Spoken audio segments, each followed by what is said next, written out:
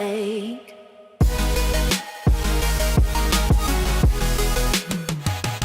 Welcome back, everybody, to another MLB The Show 18 franchise mode episode. We're back here today with the Chicago White Sox. Today we are going to be playing the Chicago Cubs. We're going to be at Wrigley Field.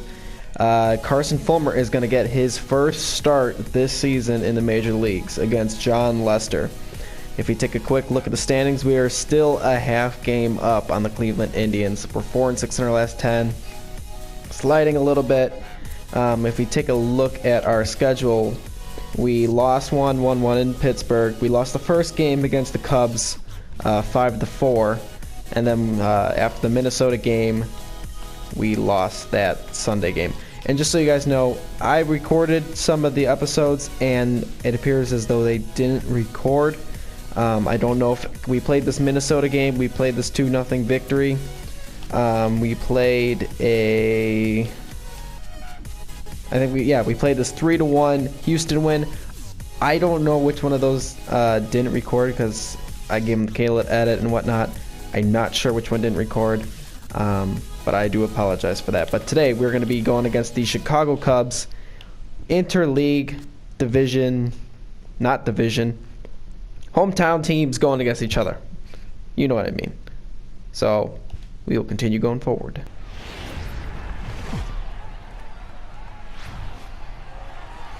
Welcome, everybody. It is today, the big day. The Chicago White Sox play the Chicago Cubs. If you're a Sox or Cub fan, this is what you've been waiting for all season. If you're a Sox fan, you don't like the Cubs. If you're a Cub fan, you don't like the Sox. Jon Lester on the mound today for the Chicago Cubs. As you can see, in 8 starts, just a little over 3 ERA. Pretty solid, a 4-3 win record. 47 strikeouts in 50 innings, only issuing 13 walks. A solid start of the season for Jon Lester of the Chicago Cubs. We got Timmy Anderson up there batting first, batting .281, 6 homers, 20 ribbies, leading off. And as always, we will show you the first pitch of the game. And it's going to be a quick little looper to Anthony Rizzo at first base, recording the first out of the game. Lester's 2-0 home. Popped him up. Bryant over to his right. 1 down. That's exactly what they wanted out of that pitch up in the zone. They took him up the ladder, and he couldn't get up to it. So that was an easy pop-out. Well, Victim last time. Right side, hit hard. Oh, look at the stop by Rizzo. Adds off to that one. Outstanding play over there at first. That ball was headed for the hole, but he pulled it in on a dive. Then great presence of mind to take it himself for the out.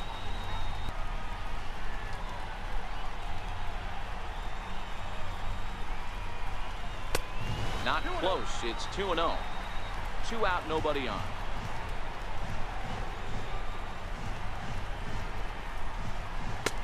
And he'll lay the fastball in here to get the count back to 2-1. Pretty adamant about working him inside right now.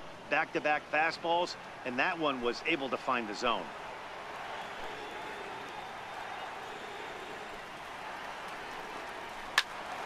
Two balls and 2 strikes now.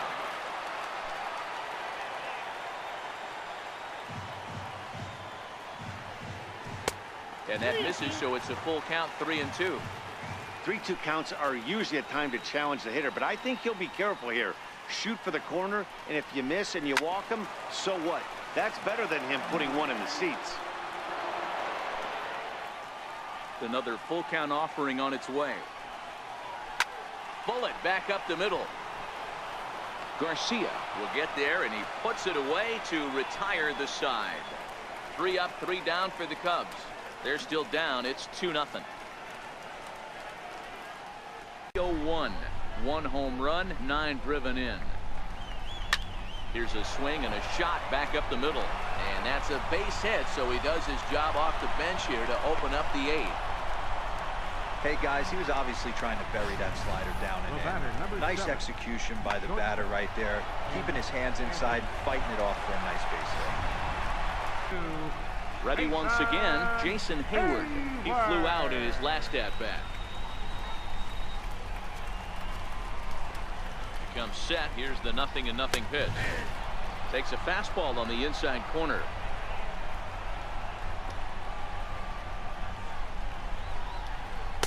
Boy, good bite on the slider, and it just missed inside. Pretty good pitch and a great take there. There's not a lot you could do with that slider breaking down, and unless you can catch it way out front and hook it down the line, you see a lot of swinging misses on those. And a breaking ball down and in here as he's got to hop out of the way there. High in the air out to center field. Garcia moves over, makes the catch, and that'll retire the side. 3 up, 3 down for the Cubs. They trail things here 2-0.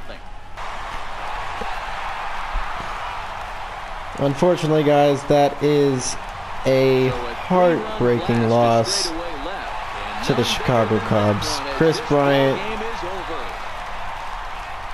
with the 3-run home run in the bottom of the 9th against Nate Jones. Cubs come back down the entire game, struggling to get any hits, and they come back in the bottom of the 9th to walk off. As a White Sox fan in real life, this was a heartbreaker. As you can see here, Nate Jones gives it up on a sinker that's right down the middle to the guy you don't want to throw a ball right down the middle to. And that ball's going to some lucky fan who's going to get Chris Bryant's walk-off home run. Unfortunately for the White Sox, that is going to be a gut-wrencher. They played a solid game offensively. They only scored 2 runs, but they manufactured some hits. So let's take a quick recap of the game. Top of the 2nd, Garcia lined to right for a single, scoring an RBI, taking a 1-0 lead for the Chicago White Sox. Then Leury Garcia got a solo home run, an even 400-foot home run, to get his 2nd RBI of the game, making it 2-0 in the top of the 5th. Meanwhile, Carson Fulmer was lights out. But as you can see here, Rizzo stifling Moncada, who has struggled this season mightily, batting under 200, batting around 180, and getting a hit stolen from him right there by one of the best first basemen in the game, Anthony Rizzo.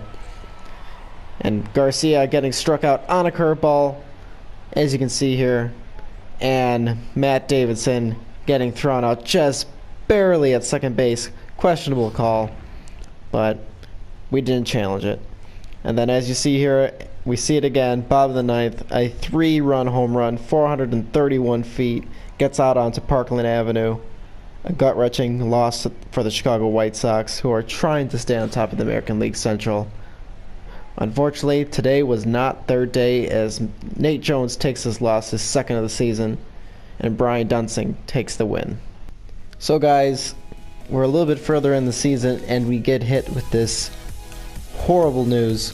Nicky Delmonico, our starting left fielder, broke his ankle. He's going to be out 1 to 2 months. He's going to have to be put on the 60-day DL, as we stand currently 2 games above the Kansas City Royals for first place. We're only 2 games over 500, and that's just a major blow, because if we look at the standings in the wild card picture, we wouldn't be competing. We'd be about here, which is, I mean, only 2.5, 3 games back, but right now that is a big blow. We're gonna have to dip into our minor league system and pull out an outfielder.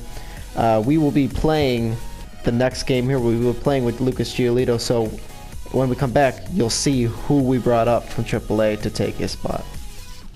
So we're back, and we're about to play Cleveland Indians in Cleveland. We take a look at the standings. We won another game. We're 2.5 up on the Kansas City Royals, and as we look up who brought in to replace Nicky Delmonico, it is going to be Ryan Cordell. He was batting in the 280s in the minor leagues. He was the best option to bring up. He's going to be in the starting lineup. As you can see, in the last game he played, he's only had 1 game so far. He went 1 for 4. So not a bad first game. He's going to be batting in the bottom half of the order. He's going to be in and out with Leury Garcia, who's batting 228. So we will see how they mix, how they mesh. If we need to, depending on how it goes, we have Blake Rutherford, Manny Ramirez, Luis Robert, Eloy Jimenez. We have some options, but we don't want to be too eager. We don't want to bring up Jimenez. We don't want to bring up Robert. We don't want to bring up Rutherford too quickly and stunt their development. Manny Ramirez is an option to bring up. He's only batting .217 though, so we'll see how he does. But otherwise, we are going to start this next game, guys. First open for business in 1994. All right, guys, welcome to Progressive Field in Cleveland, Ohio. Today it is the Chicago White Sox versus the Cleveland Indians. It's going to be a great game against two really good teams. As we look at today's starting pitcher, Trevor Bauer, he doesn't have that bleeding finger today. 1-3 record, a 4.13 ERA, not the greatest, but not terrible. 58 hits and 56 innings shows that he can be hit on. 65 strikeouts though versus 27 walks, so not too bad. He's not having that great of a year. ERA wise, Tim Anderson's going to be our first batter of the evening against Trevor Bauer, and as always, we will show you the first pitch of the game. As it's a strike one to Tim Anderson, and we are underway here in sunny Cleveland, Ohio. Ready with the first pitch. Here it comes. Missed with a breaking ball.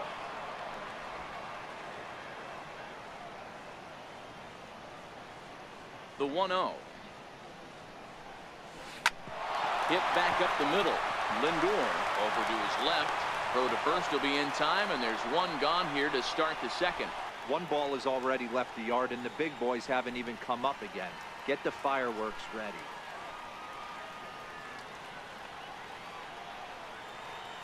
He's going, and there he goes towards second. Hit hard to the right side. And that's through for a base hit. Make him 1 for 2 in this one. And they'll have runners at the corners following the one-out single. Boy, is that a thing of beauty right there. Hit and run to perfection, Dero. Runners at first and third. Yeah, it's exactly what you're trying to do. You don't see it in today's game too much. There's a lot of moving parts, a lot of walk. Edwin Encarnacion now was a strikeout victim in his first try.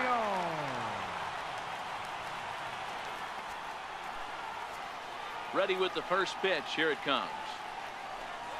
A high fastball is in there. Here's a perfect situation. 2 outs, bases empty, power hitter at the plate. He ain't looking for a single and hoping to pass the baton. This guy's looking to do damage. And he pulls the string on the circle change, but it's taken for ball 1. 1-1. And he fouls this one off. 1 run, just 1 hit. No errors to this point for the Indians. Still 1-2.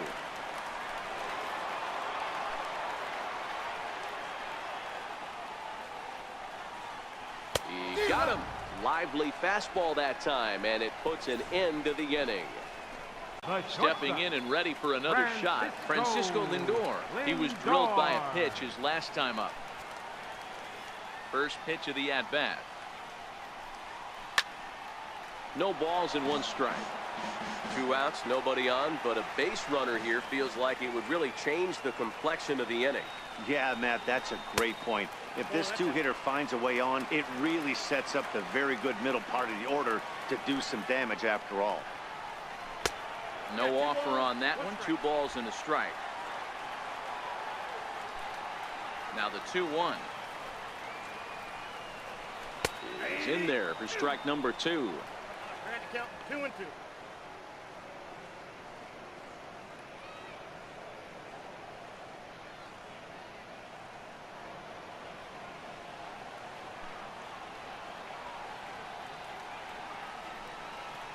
Got him swinging as he runs the fastball by him to end the inning.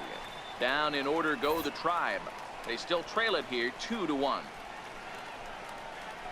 Tim Anderson, he's 2 for 3 and looking for more here. First delivery to him on the way. Liner toward right center. That's in for a base hit. He's now 3 for 4.